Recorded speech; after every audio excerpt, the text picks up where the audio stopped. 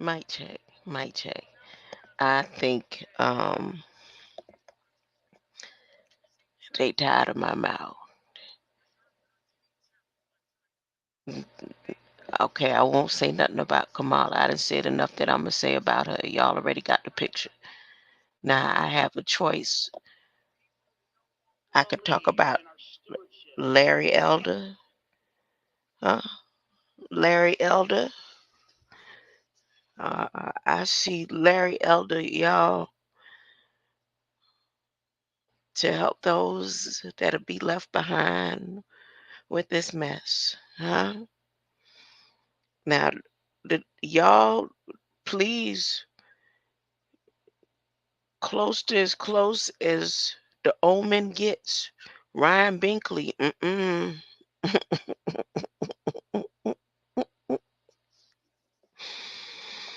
Unless you know for sure what this church is about. The Methodist is connected to Tommy Jackson, the people on the church, the Masons on the church, the founders of the lodge that's posted on the doors of that church. hmm if you go to Google and type in Pierpont, no Pierpont Edwards, and scroll down a little bit to Francis Edwards and see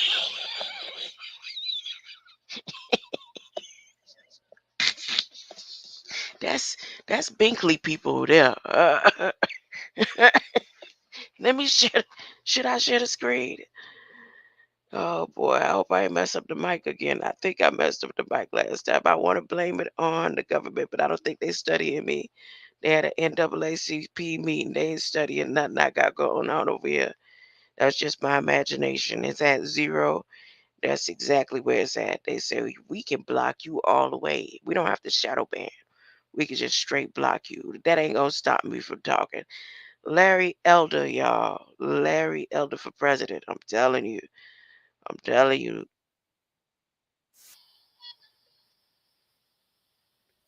Oh, am I sharing the screen? No, y'all can't hear. Hey, hey, wait a minute, Mr. Postman in the background. Hold up. Broo, broo, broo. Look at all these windows I got opened up. Oh boy. Uh,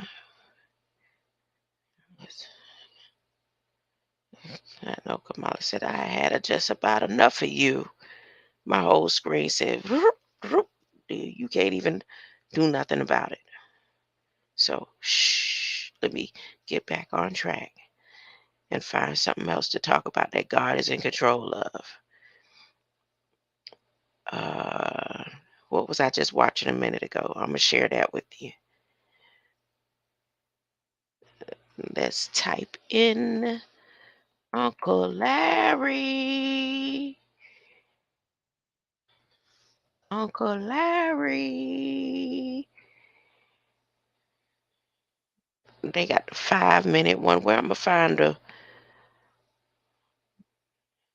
Okay, this one. Oh, yeah, yeah, yeah. Hold up. This is the Hold up. Am I sharing? Okay, I'll just let you listen. Okay, listen in. I'm gonna play Larry Elder. I'm gonna switch. I'm gonna be political right now, not because I'm political, because this political arena is about God. It's about God, and the reason why I'm gonna zone in on Binkley because of the connection again to the Masons or Masonic symbol that's on the church that Reverend Tommy was killed at over there in Connecticut. Huh? Okay, all right. Share the screen. Stop talking. Listen to Larry Elder for a second, y'all. Just listen to Larry Elder, just for a second, just for a second. AccuBrush paint edging system, which you are seeing in use right here.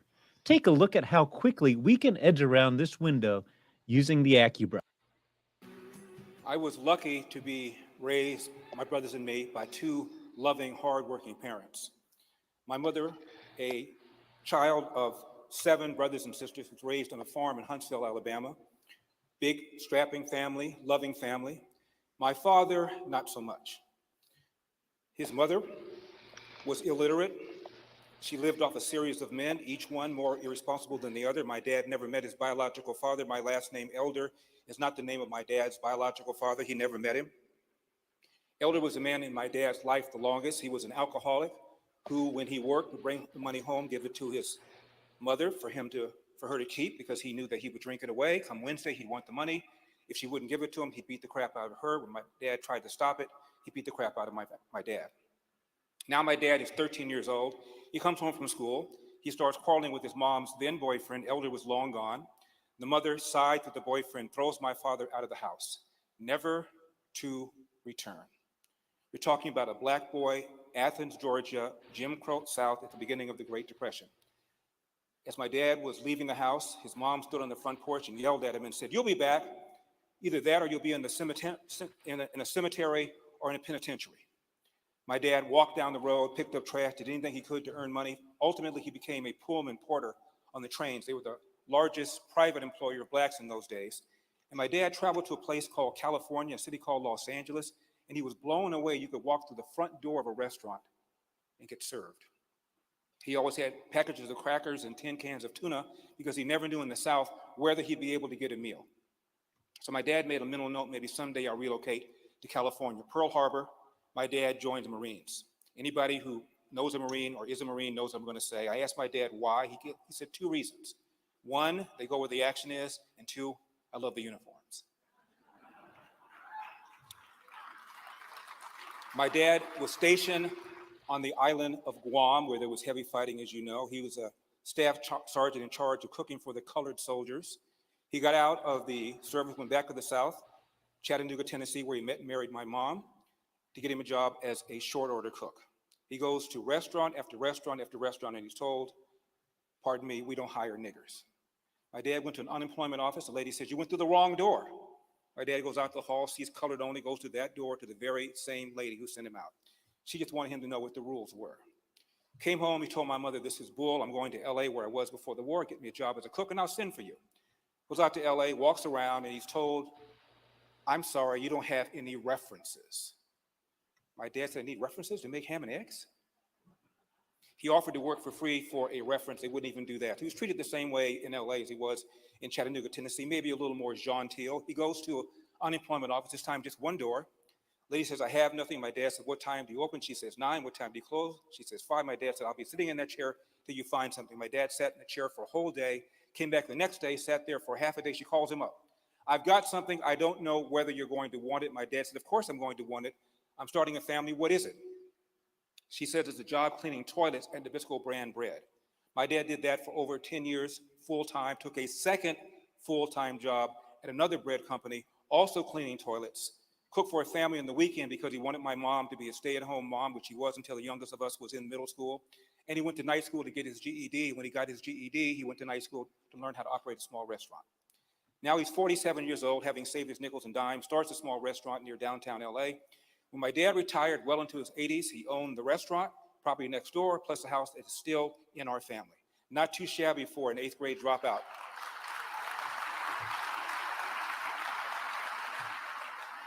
My dad was a lifelong Republican. My mother was a lifelong Democrat. Oh, to be a fly on the wall to hear some of their arguments over the kitchen table. But nobody called anybody a fascist. Nobody called anybody a Nazi. Nobody said you only care about the rich, you don't care about the poor. They argued civilly but respectfully.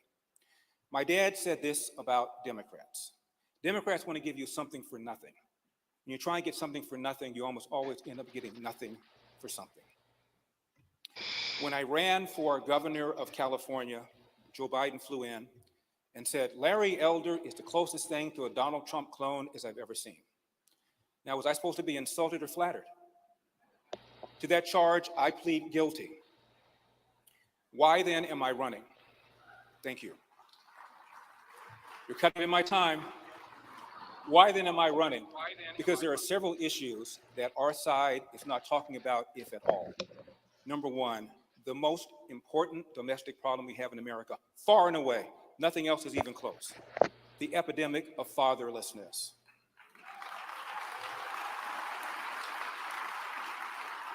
40% of American kids enter the world today without a father in the home, married to the mother, up almost threefold from 1965. 70% of black kids now enter the world without a father in the home, married to the mother, up from 25% back in 1965. Now 25% of white kids enter the world without a father in the home, married to the mother.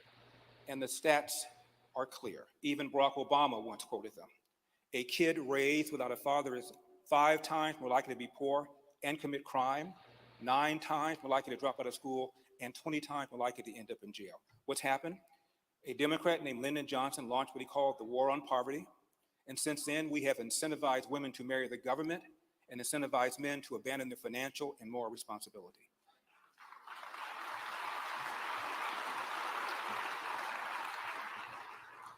The other side does not talk about it because they caused it. Our side does not talk about it for fear of being called systemically racist if you're white, or being called the black face of white supremacy, as the LA Times called me, if you're black.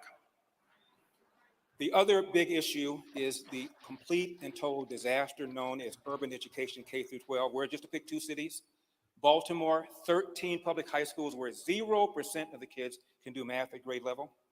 Chicago, 53 government schools, 0% of the kids can do math at grade level. Nationwide, according to the National Report Card, 85% of black 8th graders, these are 13-year-old kids, can neither read nor do math at grade level. Half can't even do basic reading, which means a substantial percentage of black kids in America are functionally illiterate, yet the Democratic Party opposes school choice, even as the party elites, whether it's Barack Obama or Joe Biden or Gavin Newsom, send their own kids to private school. It is an outrage. And then there is the lie that America remains systemically racist. It's not just a lie that's driving things like reparations, which is the extraction of money from people who were never slave owners to be given to people who were never slaves. It's also driving things like race-based preferences, diversity, equity, inclusion, which is the very opposite of what MLK wanted. He wanted a colorblind society, not a color-coordinated one. It's also a lie that's getting people killed. How so? It's called the George Floyd effect or the Ferguson effect. That's a phenomenon of cops pulling back from doing their normal proactive policing for fear that they're going to be called systemically racist. As a result, there are thousands of what one data scientist at Thomson Reuters called excess deaths that have taken place in the last several years, people who otherwise would be alive if the police were doing their normal proactive policing. And the majority of these so-called excess deaths are the very black and brown people that people on the left purport to care about. No matter who you want, if I can put these issues front and center, the lie that America remains systemically racist, the need for school choice, and the epidemic of fatherlessness, if I can put these issues front and center along with a couple of others, then I feel that I've given back to my party, and more importantly, I will feel that I've given back to my country. I've written a book called As Goes California, My Mission to Rescue the Golden State and Save the Nation. As you can see, my goals are modest. I talk about the disaster known as California and how it can affect all the rest of the country. I need 40,000 individual donors in order to qualify for that first debate next month in Milwaukee. You can donate as little as $1. Just go to my website, larryelder.com. And when I get up there on that debate stage and I can put these issues that I mentioned front and center, epidemic of fatherlessness, the need for school choice, the lie that America is systemically racist, the need for an amendment to the Constitution to fix spending to a certain percentage of the GDP, otherwise both parties are going to continue to spend. If I can put these issues front and center, then I will feel that I've given back to my country. My father, as I mentioned, was a World War II vet. My older brother, Kirk, was a Vietnam era vet. My little brother, Dennis, served in the Army. I'm the only one in my family who didn't serve. My mother was a clerk typist for the War Department in Washington, D.C. I've never felt good about that. This is my opportunity. I know it's not the same thing to give back to a country that's been so good to me, to my family, and in my opinion, to the world. May God bless you, and may God continue to bless the United States of America. Thank you. You make me want to stay, huh? For God to play it out just to see you become president, huh? Huh? I can't pass out pamphlets to re-raise Dr. Malachi Z. York, huh?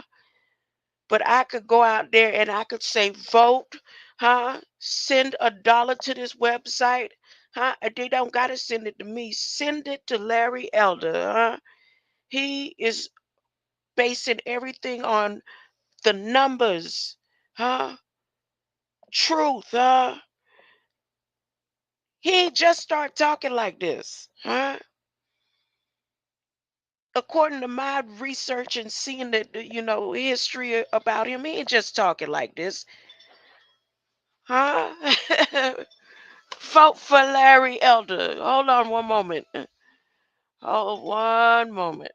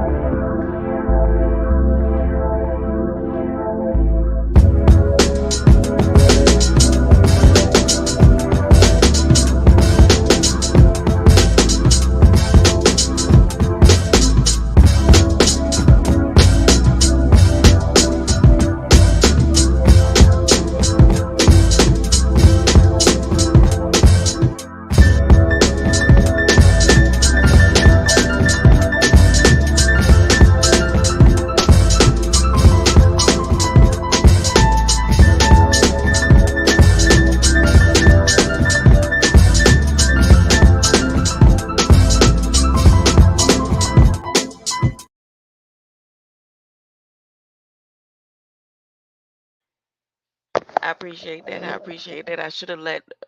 Wait, no, because I wanted to go on to some other stuff that Larry Elder was talking about, huh?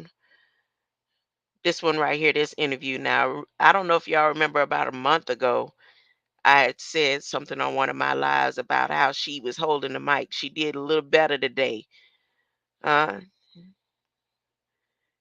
she did a little better in this video. Attention physicians, are you feeling overwhelmed by the complexities of mortgage financing? Okay. Hi, I'm Sarah Mueller, a reporter with Forbes. I'm here at the Lincoln dinner with candidate Larry Elder. Larry, thank you for coming back with us. Now, you talked about a lot of things tonight, a lot of things you've been campaigning on, the same plot issues. What do you feel like got through to voters tonight that you made sure you wanted them to hear? Well, I wanted them to know about my background, why I feel the way I feel about the country, and I talk a lot about my father, who, as you and I have talked about in the past, never knew his biological father. His mother was illiterate and threw him out of the house at the age of 13. My dad, when I was growing up, had 2 full-time jobs cleaning toilets, cooked for a family on the weekend to make additional money, went to night school to get his GED, and then went to night school to learn how to operate a restaurant. So my dad then started a small cafe, and then when he retired, he owned that property next door, plus the home that's still in our family. And I tell that story to show you what you can do in America under very, very harsh obstacles. He grew up in the Jim Crow South in Athens, Georgia, well before Brown versus Board of Education, well before the Civil Rights Act of '64, and yet he was able to be successful. That's why I have very little patience for the message Democrats are peddling to a lot of people of color, and that is, you're a victim, you're oppressed. It's nonsense. It's the greatest country in the world, and if you believe in yourself and believe in American values, you're going to be just fine. That's why I tell that message, and I think it struck a chord with some of the people who were in the auditorium. I got a standing ovation, as you probably saw. And one of the things you addressed was also education. You called out Biden. You also called out Governor Newsom for putting his kids in private school. And Barack Obama. And why do you feel like you needed to talk about Newsom when that was an election you had just last year? Well, I wasn't talking about Newsom. I was talking about the fact that the elites in the Democratic Party oppose school choice while they send their own kids to private school. I think it's a contradiction. When Michelle Obama was raised, her mother went through some sort of machinations to make sure she went to a better uh, elementary school and middle school than the one that's nearest to her neighborhood. She got on a bus and went 90 miles away to go to a better high school than the one in her neighborhood. Today we call that school choice, yet the Democrats oppose school choice. That would give kids in the inner city a better opportunity for a better education and better graduation rates. I find it completely hypocritical and offensive to me, and that's why I want to call out the elites.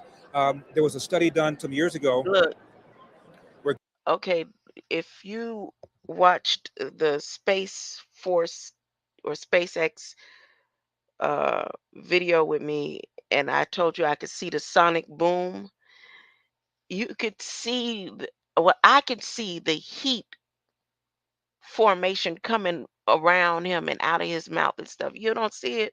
Hold on, or is it just me? Or it's just me? Hold up. Bart and I have had conversations about Larry Elder in these last day playouts. and that's why I want to call out the elites. There was a study done some years See? Right there, right about there, some right around here. ago where government school teachers with school-age kids, Sarah, were asked, will you send your own kids? And nationwide, 10% of us have our kids in private school. Around 6% of black families do. 49% of Philadelphia public school teachers with school-age kids put their own kids in private schools. So it turns out the people that know the schools the best aren't putting their own kids in it. So it seems to me that's pretty hypocritical. And I want to call it out because, as you well know, the Democrats have somehow gotten black people to vote for them to the tune in recent years of almost 90%. Even though the first step towards leaving poverty to make sure you finish high school, one where presumably you can read, write, and compute at grade level. Who's become an obstacle for that And he's pathway to speaking, success? and it's bouncing back from her head. I can see the vibration coming back from her head. Y'all don't see that? That's just the camera, the trick of the camera, maybe.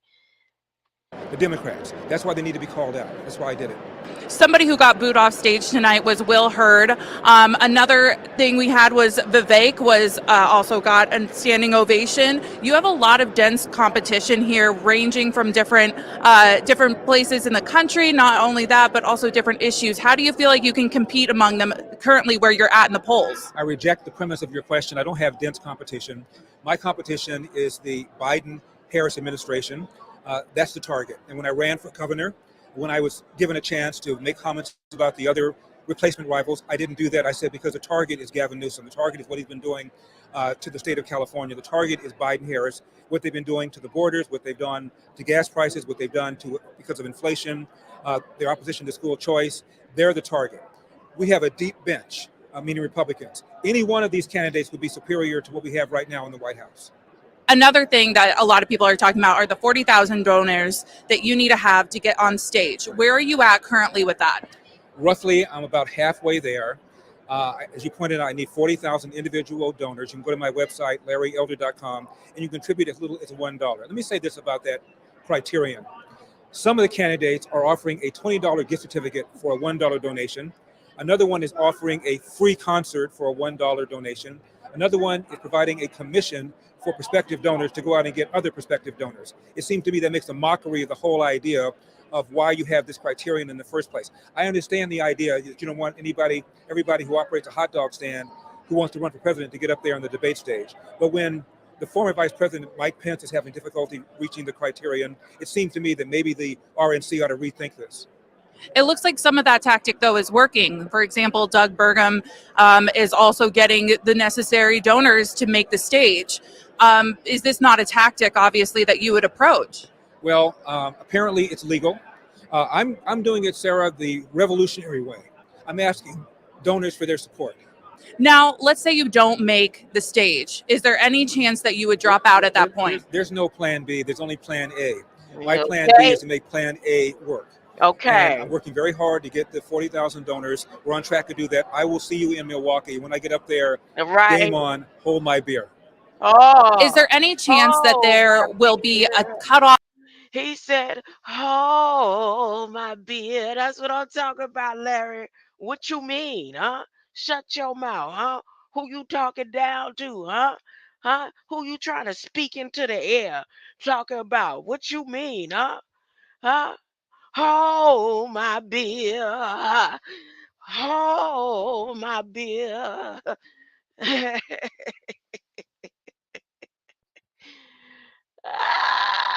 Off date or a time or a place in the polls that you need to reach in which you would decide to drop out? One more time. My goal is to make the debate in Milwaukee. You have to have at least 1%.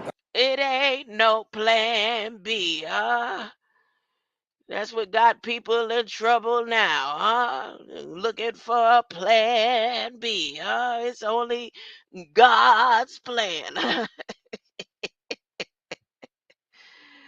I might come back to this later. I don't know. I may stay right here.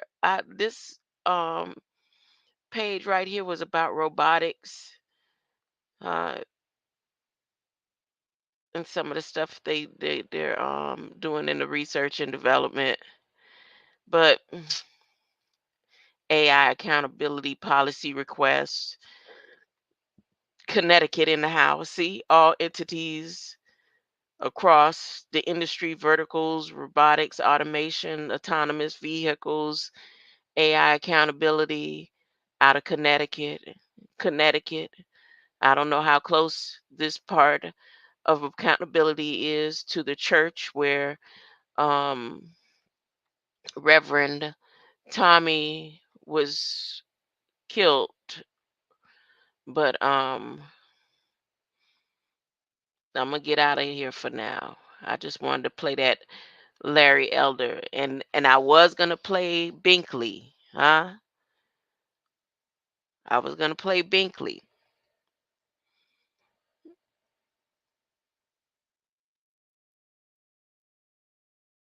but that's a scary thought. Binkley frightens me. I don't care what's all up under his bio of his church, the Creation Church. And no harm. I don't mean this in no way for his children because he looked like a lovely line and set of children, huh? But he frightens me. The thought of him in office frightens me, and I don't know nothing about him except for when I read his name and I saw his face and listened to him for that little second that I did, my mind automatically went to the name of the masonry people on that church that Reverend Tommy Jackson got killed. That's what happened. No, I'm gonna play it because maybe I won't be feeling the way I'm feeling. And again, I thank Charles Was for all of his research and development and all of the things that he put together about Connecticut. The connect it cut. But here, Binkley, here, this is Binkley relatives here, right here. See, Frank, see, see that picture there? Am I sharing the screen? I'm not sharing the screen, huh? Look, look, look at this. Charles was probably walked past this grave and didn't even know, huh? Or maybe he did. I don't know. Look at this. That's Binkley people. This is people right here. Remember, y'all know I'm good at that, right? I'm good at this is people. This is Binkley people here. This is people. Okay, now let me prove it. Let me listen, y'all. Let's listen to Binkley. What's his name? What's his first name? Hey, y'all. Is it start with R? Ronnie Binkley? Ron Binkley? Oh goodness. The Copper Christ, greater light. Hey there. Hey there. King Ellis. King Ellis. Ryan. I should be able to remember that name. Uh, I know somebody received that name Ryan, and that wasn't even their real name. Everybody called him Ryan. Ryan Binkley. Listen, he scares me. He make me think about the Omen. He do. He make me think about all of the Omen movies. Huh? Let's listen. Uh, please don't let anything that Larry Elder said go out of your mind. Hold on to the thought as you listen here. These are the choices for those who will be left behind, huh?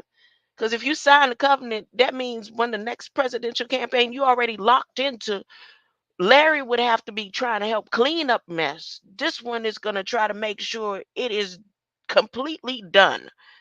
Uh, right here. Do you think you'd be happier Job. as a boy? Mm, Prosperity, strength, and healing that we've ever known before. here we go. If we falter and lose our freedoms, it will be because we destroyed ourselves. Abraham Lincoln.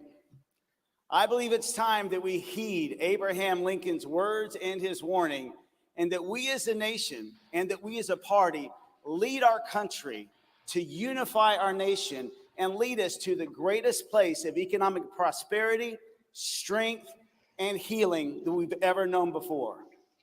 My name's Ryan Binkley. I'm a businessman. I'm a pastor from Dallas, Texas. My wife and I have been married for 24 years, and we have 5 children, 13 to 23 years old. And Oh, this so is they not time for us babies. to They not babies. Okay, okay, good, good. They look young. They all look young. Okay, so I'm gonna say it. They look. He scares me. He scares me. I don't creation church. Mm-mm. Something looked like they could have played a part in a movie. One of them Netflix. They'd have probably done made a movie about these people, and you got to go look for it. Uh, Binkley. Mm-mm. speak to you today about some words that have come to my heart. I'm not standing on this stage and I'm not in this race because I want to extend a brand name. I'm not selling a book. I don't have any other mission. I'm not looking for another position. Literally, some words came to my heart about 8 years ago from God for our country, and I'm here tonight to share them with you. The Lord wanted me to speak to you about the destiny of our country and some things that He has been saying, and it's pretty simple. It's time for America to have an economic revival, and it's time for America to have a spiritual revival, and the time for that is now. Y'all, this who they gonna vote for, y'all. He is the one in the movies, y'all. I'm telling you, he the one in the Omen movies. He's the one, y'all. I'm telling you, and it's nothing that I could say, do, or anything to stop it. Now, why Bard feels like and knows that Larry Elder is some type of reviver or something like Bard AI painted Larry Elder like a savior in some type of way in the research and development that I did in statistical and analytical things. But I I got chills just by him with his head turned like that, huh? I have chills. I got chills going right now of the thoughts and images of the movies that show that all this stuff that happened, all this stuff that's happening right now is part of Revelation, right? In the movies, the way the movies, we talk about movies right now. And everything has happened so far down to the USB trust mark of the beast. And then when the mark of the beast came, that last president, that president in for Revelation would be somebody like him, huh? Huh? They have all the different beasts, but the one who comes up is the one that looks promising as the savior, like is a Christian pastor. I thought it was going to be Mike Pence, y'all. I did. I did when things was going down. I was telling, I think it was my mom and a couple other people that would talk to me on this level from time to time. And I was like, Mike Pence, that one from the Omen. It ain't Pence. It ain't Pence. It's him. Now I could get off of here in peace. I could get off of here because I don't even want to finish playing what he got to We say. have to see this But God telling opportunity me that we're he's at in right now control. as a Let it nation play. and the position that we're in. And we are so broken as a nation, more divided than we've been in any place in my lifetime. And I'm speaking to you tonight and to all of America that's listening that it's time for us to break some barriers, for us to heal our wounds and to go to another level. I want to speak with you for a few minutes about going beyond 46. Breaking barriers and doing this is not going to be easy, but it must be done. And so beyond 46 has a couple meanings.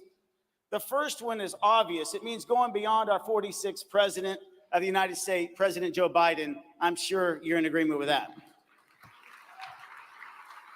President Biden has led us to really one of the greatest places of disunity in my lifetime. He's led us now to, I believe this, the brink of close to an economic collapse if we don't change some things in the next 5 to 10 years.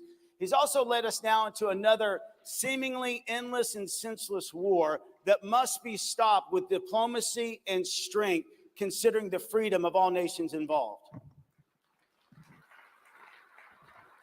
But as I've traveled across America, and I've been to over 50 counties here in Iowa, this is one thing that I want to communicate, because I see our party, as much as we need to embrace this moment, I want you to see the opportunity that's ahead of us, because to go beyond the 46th president, we have to see what the opportunity is. I'm a businessman, so I see strategy. When I see an open door, I want to walk through it, and this is the open door for the Republican Party. We have a chance to grow our party. We have a chance to lead a movement, a culture movement, to change the culture of our country and to secure our economic freedom. But the question remains, are we going to do it? Let me see his name. A lot of these names now I've been typing into what you call it, federal registration or Congress or Library of Congress. Brinkley. That name, Brinkley. Oh, I worked with a Brinkley before. I worked with the Brinkley in Massachusetts. In Boston, I did. I worked with a Brinkley. She was over me. Brinkley. Let's see. Brinkley.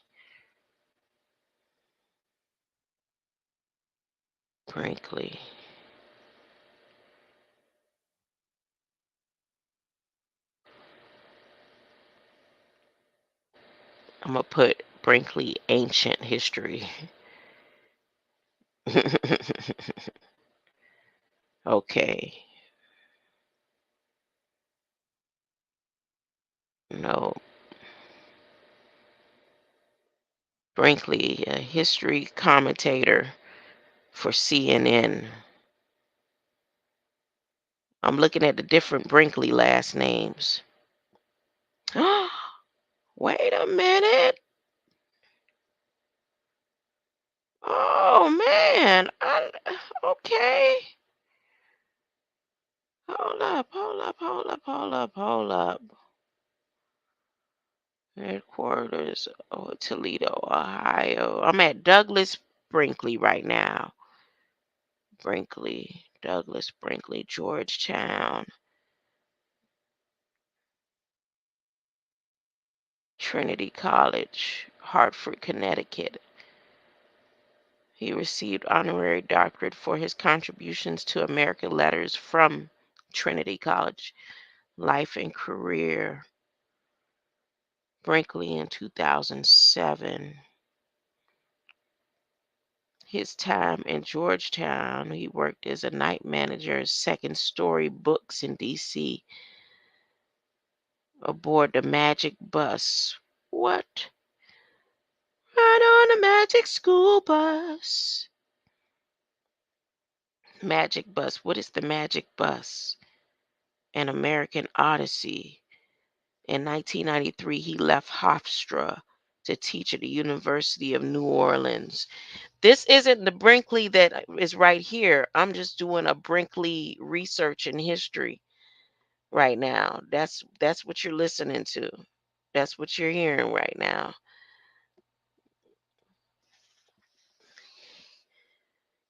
In 1993, he left Hofstra to teach University of New Orleans. I'm trying to see how it's connected to Connecticut. Jimmy Carter, unfinished presidency of Jimmy Carter. Brinkley. John Kerry's prior military anti-war activism during. Is he related to this Brinkley? Are they related? Okay, Brinkley and Johnny Depp, oh goodness, were nominated for Grammy in their co-authoring of the liner notes to the documentary Gonzo, the life work of Dr. Hunter S. Thompson. He also co-edited with Johnny Depp the long-lost novel of Woody, oh goodness, in the House of Earth. In 2022, Brinkley compared the 2021 United States Capitol attack to the Holocaust September 11, 9/11 attack on Pearl Harbor. 9/11. Okay, and then what's his name? Larry Elder just mentioned Pearl Harbor and his father working, being active in Pearl Harbor. Okay. November 18th, the Arctic National Wildlife Refuge. Garbage, Dr. Rice, Dr. Brinkley, Personal Life, Austin, Texas, Council of Foreign Relations, and Society of American Historians. So this Brinkley lives in Austin, Texas, and he has a wife named Ann with 3 children, and he is seems to have, he was born in Atlanta.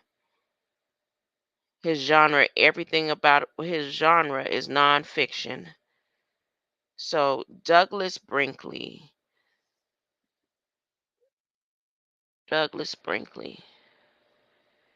He looked like he could be related to that Brinkley.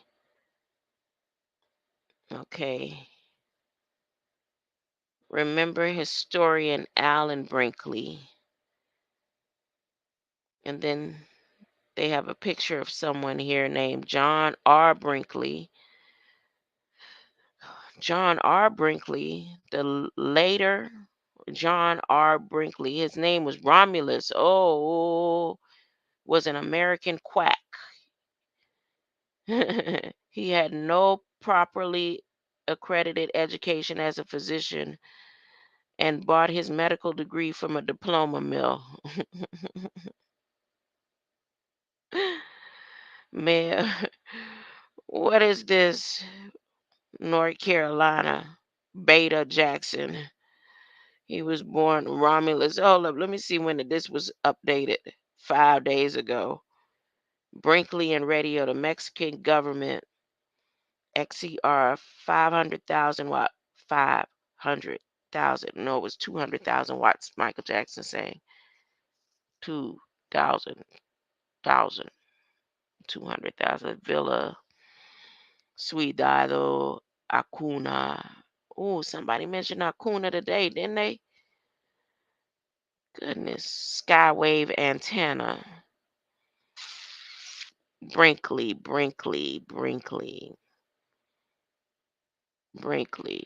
Mercurochrome injection pills.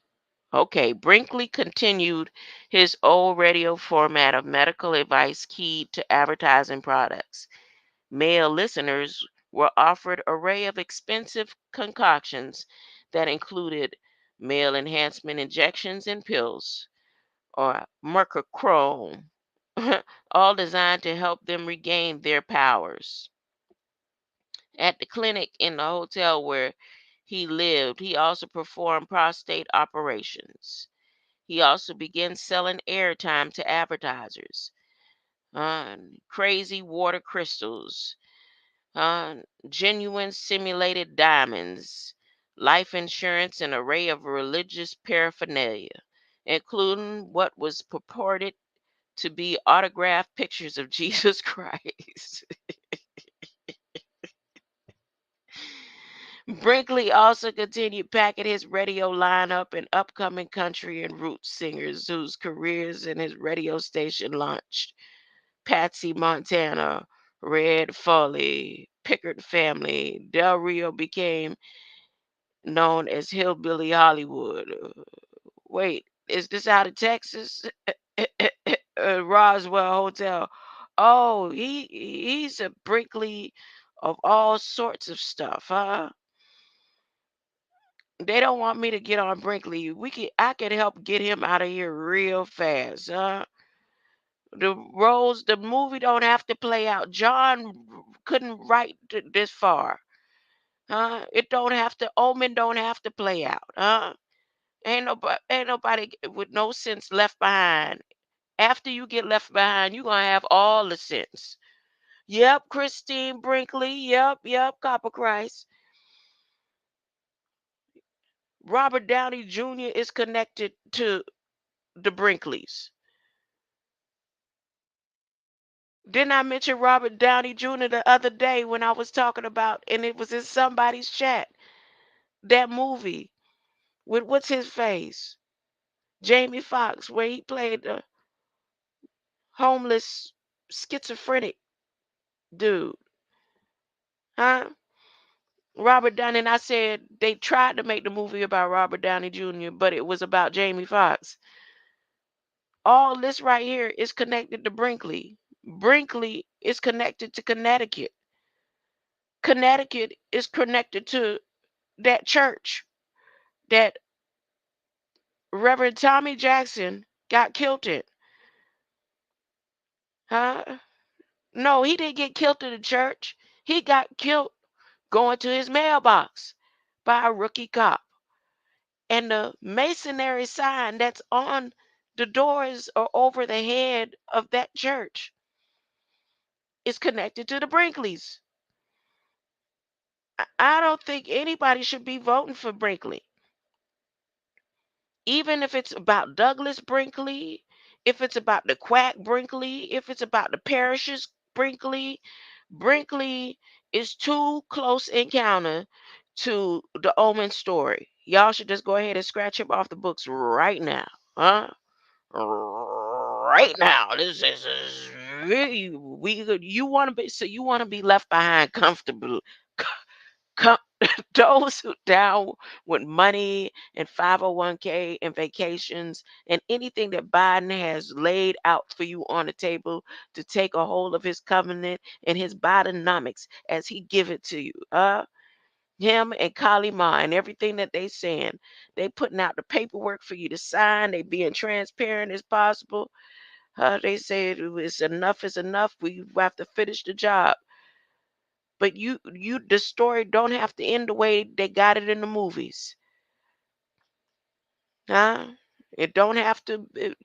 That's just for those who gonna be left for another 99 years. That's it.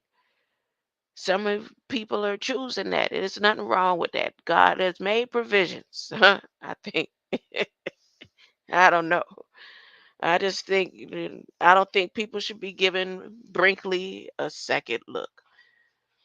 Greater light and I'm done for the day. I didn't want to come back and go live. I wanted to see you live, Copper Christ. You had me waiting all day, huh? All day. You put up first thing in the morning talking about Saturday. What you put? Saturday sins. Saturday sin. I say he want to be rogue that bad. He must have went live in his private live and he only invited 2 or 3 people or something. Or invited 100,000 people and just made sure I didn't get invited. Cause he all day, huh? No live button was hit. He said, "This is Sabat. I'm doing Sabbath things, huh?" A Greater Light, Barry Ellis, King Ellis, Ellis's. I'm gonna see if I can come up with some more Ellis stories. Greater Light.